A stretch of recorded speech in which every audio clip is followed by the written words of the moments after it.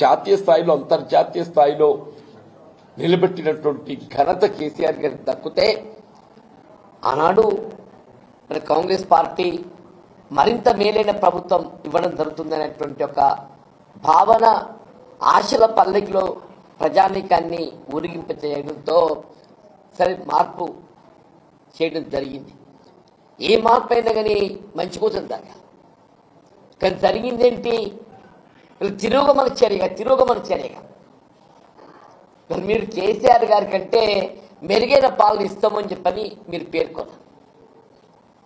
మరి జరుగుతుందేంటి? ఇప్పుడే మిత్రులు ఈశ్వర్ గారు చెప్పిండే మరి దేశంలో ఎక్కడ లేని విధంగా రైతాంగానికి పెట్టుబడి సమకూర్చే విధంగా రైతు బంధు కార్యక్రమాన్ని అమలు చేసి తలబెడితే మరి 3 పంటలే కొట్టింది. ఈసారి ఏదైతుందో రబీకి సంబంధించి 2వ ఎకరానికి వాళ్ళు ఇస్తా అని చెప్పని పేర్కొంటున్నా చెప్పండి. వీళ్ళ పంటల బీమా పథకం, వీళ్ళ ప్రకృతి వైపరీత్యాలతో పంటలు నష్టపోతే రైతాంగాన్ని ఆదుకోవటానికి కొరకు పంటల బీమా పథకం అమలు చేస్తామని చెప్పాను. దాన్ని ఊసేలేదు. భూమి లేని నిరుపేదలకు ఏదైతుందో ప్రోత్సాహకంగా ఎకరానికి 1000 రూపాయలు ఇస్తామని చెప్పాను. ఆ ఆలోచన అమలు కార్యక్రమం లేదని చెప్పంటున్నాను నేను. వీళ్ళ కళ్యాణ లక్ష్మి ఆడబిడ్డలకు ఏదైతుందో ఒక వరంలాగా కుటుంబాన్ని ఆదుకోవటానికి కొరకు మరి ఆనాడు కేసీఆర్ గారు 50,000తో ఆరంభింపజేసి 1,00,000 రూపాయలకు చేరిస్తే దానికి తులం బంగారం జోడిస్తామని చెప్పని పేర్కొంది.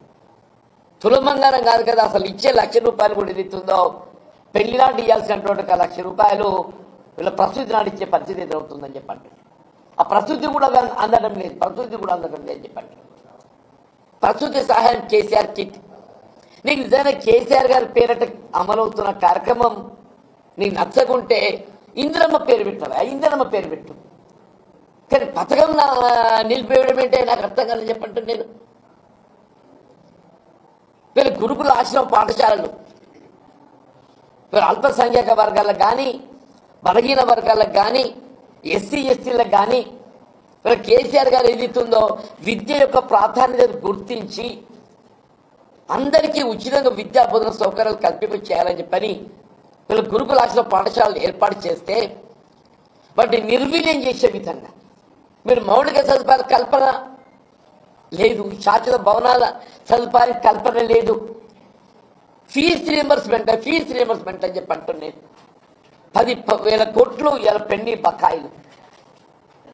ఇలా కేంద్ర ప్రభుత్వం విడుదల చేసినటువంటి 276 కోట్లు దాన్ని వినియోగించుకోలేక 25% నిధులు జోడించలేక రాష్ట్ర ప్రభుత్వం మరి మిత్రులు లక్ష్మణ్ కుమార్ గారు ఆయన శాఖ మరి ఏ విధంగా నిర్వహిస్తున్నా ఏంటో ఆయనకే తెలియాలని చెప్పి అంటున్నాను. మరి బెస్ట్ అవైలబుల్ స్కూల్స్ నిరుపేద వర్గాలకు ఏది ఇచ్చుతో ఇంత సమాజం నిరుపేద వర్గాలకు బెస్ట్ అవైలబుల్ స్కూల్స్ అని చెప్పి అంటున్నాను. అడ్మిషన్ చేరిక లేకుండా పోతుందని చెప్పి అంటున్నాను. ఏ ఒక్క కార్యక్రమం కూడా ఇవాళ మేము ఏదైతుందో ప్రజలు కూడుతున్నాయి మార్పు. ఇవాళ మేము కోరే మార్పు కాదు ఇది. ప్రజలు ఏదైతుందో ఈ రేవంత్ రెడ్డి పాలన పోవాలి, కేసీఆర్ గారి పాలన రావాలని ప్రజల్లో నానుడు వచ్చింది. మేము పాలన మార్పు కావాలని చెప్పి కోరుతున్నాం చెప్పినాం తప్ప రేవంత్ రెడ్డి గారి చీడు కోరలే. కేసీఆర్ గారి నోటంటే కానీ మా నాయకులు ఎవరి నోటంటే కానీ భౌతికంగా రేవంత్ రెడ్డి కీడు కోరలే. ఇదే ముఖ్యమంత్రి నువ్వు నీ పాలన అంతా మెరుగుకుంటే మరోసారి అధికారికి వస్తా అని చెప్పి చెప్పుకుంటున్నాం. కేసీఆర్ గారు ఏదితో ఒక ఉద్యమం అయితే తెలంగాణ రాష్ట్రాన్ని సాధించిందయా, తెలంగాణ రాష్ట్రాన్ని నువ్వు ముఖ్యమంత్రి అయ్యే అవకాశం లభించిందంటే అది కేసీఆర్ గారి పుణ్యం అని చెప్పి అంటున్నాను నేను. అన్నాడు వారు ఉద్యమించకున్నట్టుగా తెలంగాణ రాష్ట్రం ఏర్పడేదా నువ్వు ముఖ్యమంత్రి అయ్యేటోడివే నువ్వు. ఇదేనానే ఊరి తీస్తావే ఊరి నిజంగా కూడా చెప్పంటున్నా. ఒక పాలక పక్షంగా ప్రభుత్వం ఏదైతుందో ప్రజాస్వామ్యయుతంగా ప్రతిపక్షాలు బలంగా ఉండాలని కోరుకోవాలి. అటువంటిది ఏదైతుందో వాస్తవాలు మాట్లాడుతుంటే దాన్ని భిన్నంగా విమర్శనాత్మకంగా నువ్వు మేడిగడ్డ సందర్శించినవా? నేను కేసీఆర్ గారు ఏదైతుందో జగిత్యాల పర్యటన సందర్భంగా ప్రజా ఆశీర్వాద సభ అంత గొప్పగా జరుగుతుంటే నువ్వు జీర్ణించుకోలేక ఏదో నిద్ర లేచినట్టు నటించటం, నిద్ర లేచినట్టు నటించటం. మేడిగడ్డ కురింగిపోయింది. ఎన్నడు కురింగింది? 30 మాసాలైంది. 2 పిల్లలు కురింగినాయి. దాన్ని నిర్మాణం చేసింది ఎవరు? వీళ్ళ ఎల్ఎన్టీ పబ్లిక్ అండర్టేకింగ్. అది అసలు నిజంగా ఎల్ఎన్టీకి అంతర్జాతీయ స్థాయిలో గుర్తింపు ఉంది. అది ఎవడు చెప్తే ఏంటోడు కాదాళ్ళు. ఎల్ఎన్టీ నిర్మాణ సంస్థ అనేది ఏదైతే ఉందో అంతర్జాతీయంగా గుర్తింపు పొందింది.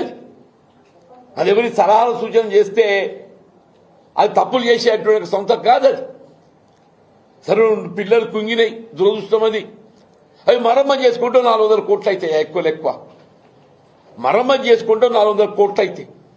30 మాసాలు గడిచింది. ఎన్డీఎస్ఏ